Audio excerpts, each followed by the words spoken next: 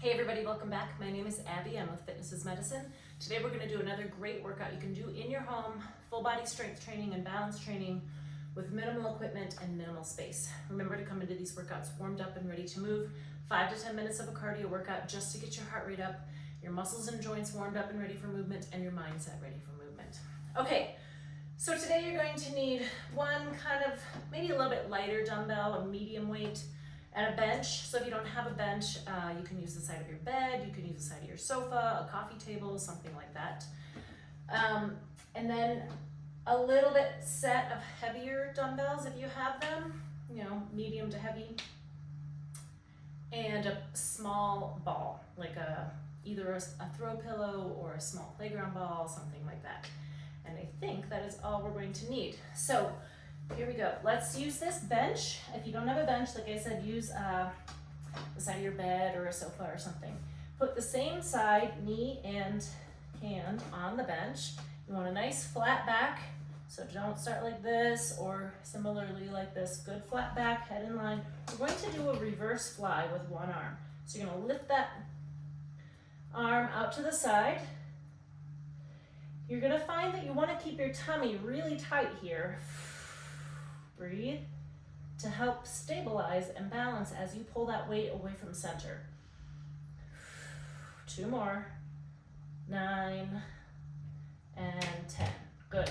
Now if you're having any shoulder pain with this, you could try bending your knee, or bending your elbow, like this and coming out.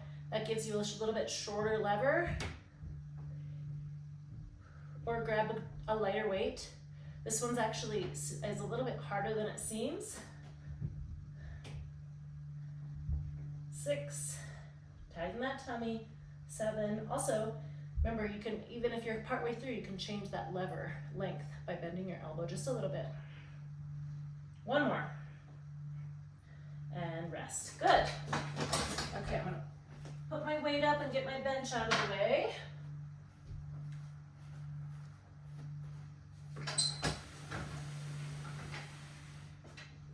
Okay, next we're going to do a reverse lunge with a twist. So this is a little bit more challenging. I'm gonna make sure my weights here are out of my way.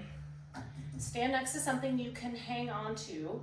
Like if you do it from your kitchen sink and go backwards, so like you could stand right here. I want your kitchen sink like right here, so that as you go back into that reverse lunge, you are going backwards, because you want your knee right over your heel, weight in your heel. Also, so we're doing a little twist as you go back. So go back, twist towards that front leg.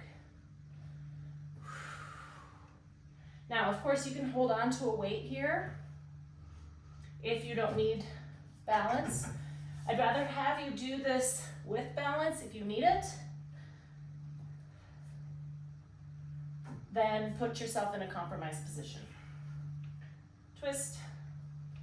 So it's just a little bit of a hold in that lunge. If you need to, you can do it a smaller range of motion. That's okay, so I'm not going down so far here.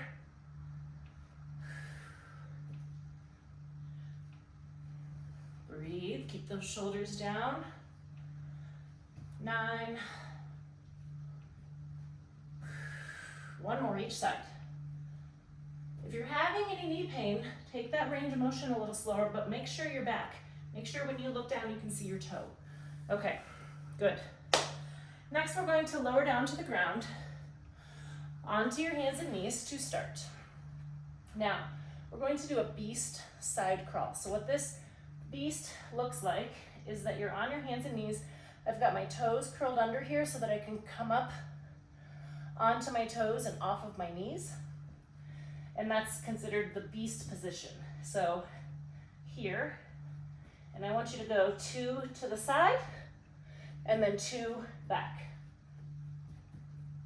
1, 2, 1, 2. That was 2 times. I want to try it 3 more times if you can. If it's too much, take a break. That's 3. Breathe. Really keep that tummy tight. 2. 1 more time. 2, And also keep your back flat here. All right, good. That is a big challenge. Try it once to start with. And if you feel successful with it, add another one.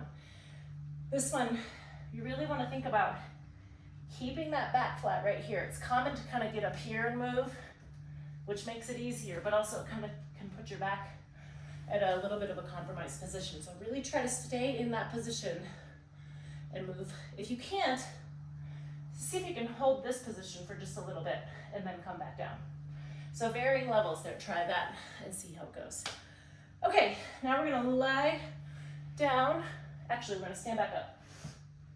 We've got bicep curls next. So stand back up slowly since we were just on the floor. We're gonna do bicep curls in a tandem stance.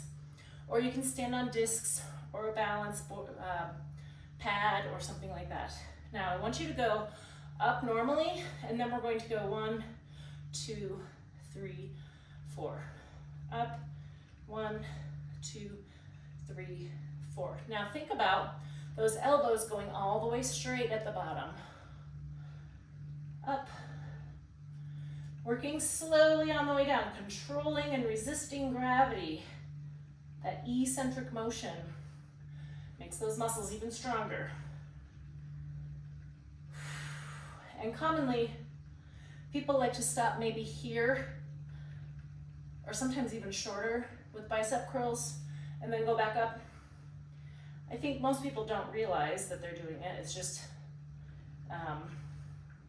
a common way to do them. It's a little easier, so I think our bodies kind of gravitate towards making things easier. 3 more. But we want to go all the way down straight because that works your muscle in the full range of motion. Last one here. All the way down. All right, good. Okay, we're going to end on the floor. So lie down on your side. We're going to do clam shells. So keep your head in line here. If you need a pillow here to make your neck comfortable. Now, I want you to really think about stacking your hips and shoulders. So almost tucking that bottom hip under just a little bit. Bend your knees, bring your heels up towards your hips.